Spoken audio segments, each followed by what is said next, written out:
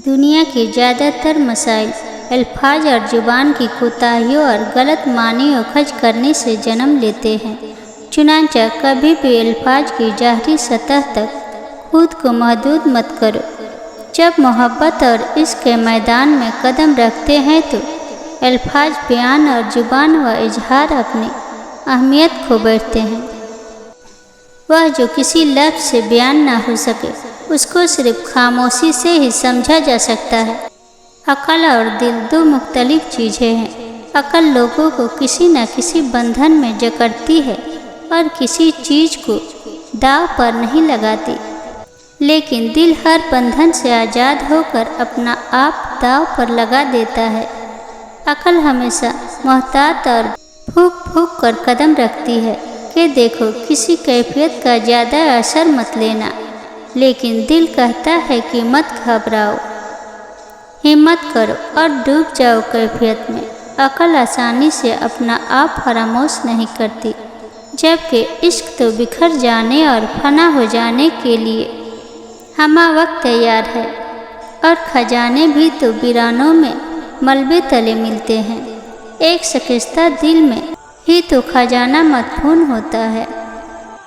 इश्क का किबला खुदा है और बातिल का किबला शैतान।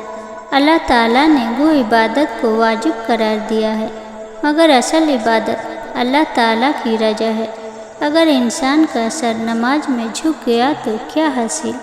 असल बात तो दिल के पाक होने के बाद अल्लाह के सामने दिल को झुकाने में है। सब्र उस बात का नाम नहीं कि इंसान अजबे मअतल होकर बेबसी के हाथों बर्दाश्त के अमल से गुजरता है, बल्कि सब्र का मतलब ये है कि इंसान उतना दूर अंदेशी वसी निगाह का हामिल हो के मामलात के अंजाम पर नज़र रखते हुए रब पर भरोसा रखे। सब्र क्या है? सब्र यह है कि जब तुम कांटे को देखो तो तुम्हें फूल भी दिखाई दे।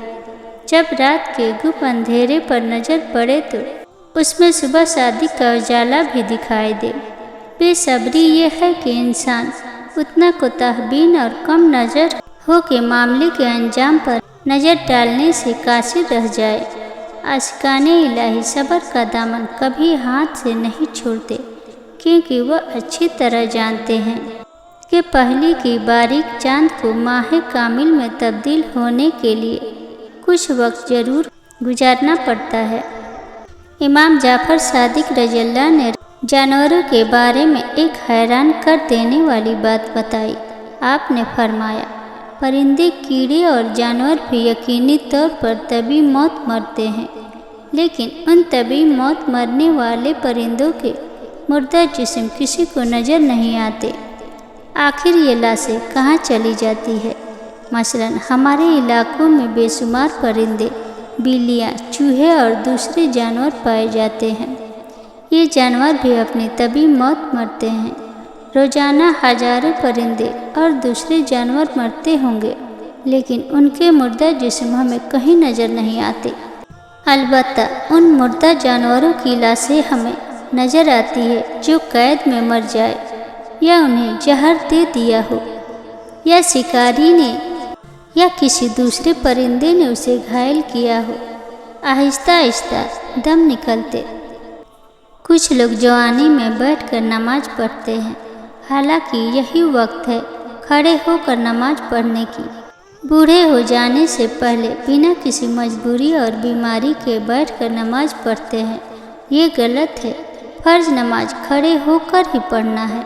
अगर सेहत ठीक है, और ज़्यादातर औरतें बैठ के नमाज पढ़ती है। नफली नमाज बैठ के पढ़ना जायज़ है। नमाज होगी नफली, लेकिन सवाब में कमी होगी। फ़र्ज नमाज खड़े हो के पढ़ना बहुत ज़रूरी है। जब तक शदीद मजबूरी ना हो बैठ के पढ़ना जायज़ नहीं है। तो अगर मजबूरी में पढ़े कि खड़ा नहीं हुआ जा रहा हो तो जायज़ है, और अगर बगैर मजबूरी के सारी नमाज बैठ के पढ़े तो ये जायज़ नहीं। और जिन दुआओं में सदक दिल हो वह दुआएं अर्श तक जाती है, और जिन दुआओं में सब्र शामिल हो वह रब की रहमत पा जाती है। तुम भी मांगो उसी से जिसके दर से झोलियाँ खाली नहीं जाती, वही अता फरमाएगा। تمہیں بھی جس کی فطرت ہی رحمان کہلاتی ہے۔ صبر رکھو، یقین رکھو، یہ آزمائش ہے چند گھڑیوں کی مہمان، بہت جلد تمہیں بھی قبولیت کی خوشخبری سنائی جاتی ہے۔ اللہ ہے، کسی بھی وقت معجزے بھیج سکتا ہے۔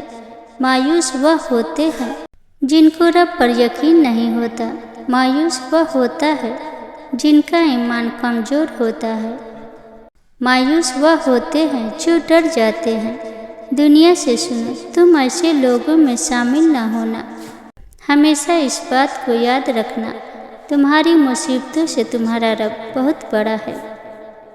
بڑی طاقت رکھی ہوتی ہے اللہ نے ٹوٹے ہوئے دلوں میں، اور جب ان دلوں کا ایمان بھی اتنا ہی طاقتور ہوتا ہے، نہ کہ ان کے دل ریزہ ریزہ ہو کر بھی بکھر بھی اللہ سے مانگتے ہیں، تو پھر کائنات کی کوئی بھی قوت ان دعاؤں کو نہیں ہرا سکتی۔ پھر ان کی زبان جو کہتی ہے اللہ اسے ممکن کر کے رہتا ہے۔ آپ کو نہیں پتہ آپ کے لیے کیا بہتر ہے۔ تو جو چاہتا ہے صرف اسی کا دامن تھامے رکھے، اس کی رضا مانگے، جو وہ دے اسی پر راضی ہو جائے اور الحمدللہ کہے۔